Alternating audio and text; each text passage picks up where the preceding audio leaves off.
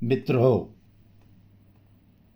मुंबई महानगरपालिका आणि महाराष्ट्रातील इतर महानगरपालिकांच्या मध्ये निवडणुका सुरू आहेत.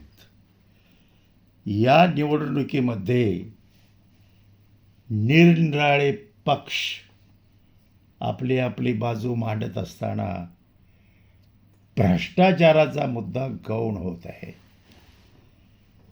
या निमित्तानं मी आपल्यासमोर मांडू इच्छितो की काही वर्षापूर्वी मी मुंबई विभागीय काँग्रेसचा अध्यक्ष असताना आदरणीय सोनिया गांधी आणि आदरणीय राहुलजी गांधी यांच्या नेतृत्वाखाली मुंबई महानगरपालिकेच्या निवडणुका लढविल्या होत्या.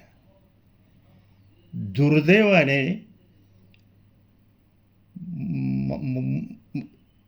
इंडियन नॅशनल काँग्रेसला थोडीशी अवकळा किंवा सेटबॅक आला आणि त्यामुळे भारतीय जनता पार्टीचे राज्य देशात आलेले आहे.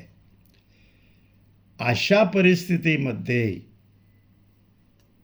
महाराष्ट्रामध्ये जो भयंकर भ्रष्टाचार चालू आहे त्या संदर्भामध्ये comptroller and auditor general of India CAG यांनी 2025-26 मध्ये प्रसिद्ध केलेल्या अहवालातील मुंबई महानगरपालिकेची आणि महाराष्ट्रातील भ्रष्टाचाराची काही ठळक उदाहरणे मी जनतेच्या समोर आणू इच्छितो.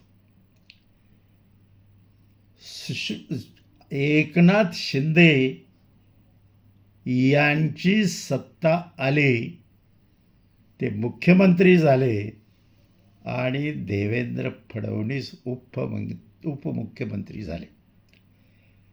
त्यावेळी CAGने जो महानगरपालिकेचा अहवाल भ्रष्टाचार ठळक करणारा जो अहवाल प्रसिद्ध केलेला होता, त्यावेळेला उपमुख्यमंत्री देवेंद्र फडणवीस याने शिवसेनेची महानगरपालिकेतील सत्ता ही भ्रष्ट आहे आणि CAGचा अहवाल बरोबर आहे अशी खणखणीत टीका केलेली होती. परंतु दुर्दैव पहा की आदरणीय फडणवीस आता मुख्यमंत्री झाले.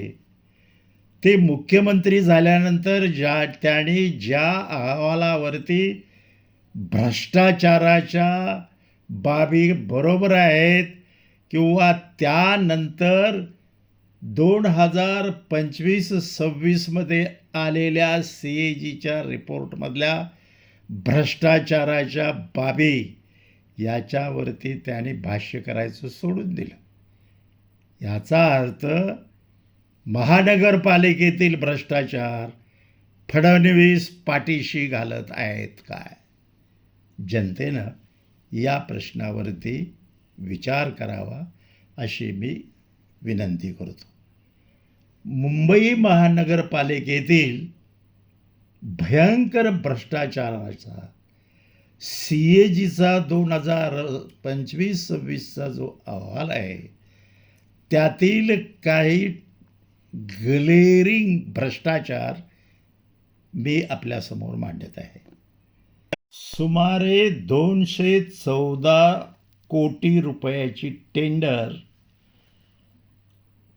महानगरपालिकेच्या 2 खात्यांनी कोणत्याही प्रकारचे टेंडर प्रोसिजर फॉलो न करता आपल्या मर्जीतील ठेकेदारांना दिली, हे CAGनं मेन्शन केलेलं आहे.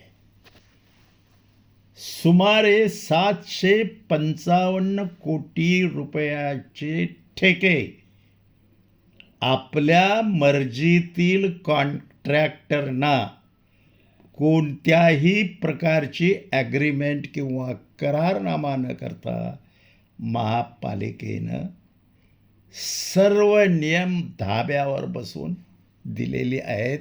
हे CAGनं नमूद केलेलं आहे. सुमारे 3,337 कोटी रुपयाचे 13 प्रकल्पाचे ऑडिट करण्यासाठी स्वतःच्या मर्जीतील 13 ठेकेदारांना ऑडिट प्रोसिजरचे सगळे नियम धाब्यावर बसवून मर्जीतील ठेकेदारांना देण्यात आलेले आहे. सुमारे 464 कोटी रुपयाचा प्लंबिंग स्टेशन बांधण्याच्या कामामध्ये मालाड येथे अपात्र कॉन्ट्रॅक्टरला काम देऊन मोठा भ्रष्टाचार केल्याचे CAGने आपल्या अहवालात नमूद केलेले आहे. महानगरपालिकेच्या बाबतीत सोडा, महाराष्ट्र शासन भ्रष्टाचाराच्या बाबतीत काही कमी नाही. 2024-2025च्या आपल्या CAG अहवालामध्ये CAGनं खालील काही गोष्टी स्पष्ट भ्रष्टाचार म्हणून नमूद केलेल्या आहेत. त्यातील पहिली बाब म्हणजे महाराष्ट्र शासनाच्या 18 खात्याने शेवटच्या महिन्यामध्ये म्हणजे मार्च 2025मध्ये 25% खर्च, अंदाजपत्रकाच्या 25% खर्च फक्त एका महिन्यामध्ये केला. तर गृहनिर्माण खात्याने एका महिन्यामध्ये मार्च महिन्यामध्ये 90% आणि पर्यावरण खात्याने 77% खर्च केला. शिंदे सत्तेवर असताना फडणवीस याबाबत बोलले, पण फडणवीस याबाबत आता का बोलत नाहीत? जनतेने याच्यावरती भारतीय जनता पार्टीला किंवा फडणवीसांच्या नावावरती मत देण्यापूर्वी विचार करावा. मित्रहो, सोनिया गांधी आणि राहुलजी गांधी, आदरणीय खरगेजी यांच्या नेतृत्वाखालील काँग्रेस पक्ष हा देशातील सर्वात जुना आणि पुराणा पक्ष आहे. देशाला या घडीपर्यंत विकासाच्या मार्गावर काँग्रेसने आणून ठेवून भ्रष्टाचार रोखलेला आहे. ही बाब लक्षात घेऊन काँग्रेस पक्षाच्या उमेदवारांना मतदान करा अशी माझी नम्र विनंती. जय हिंद, जय महाराष्ट्र. ठीक आहे.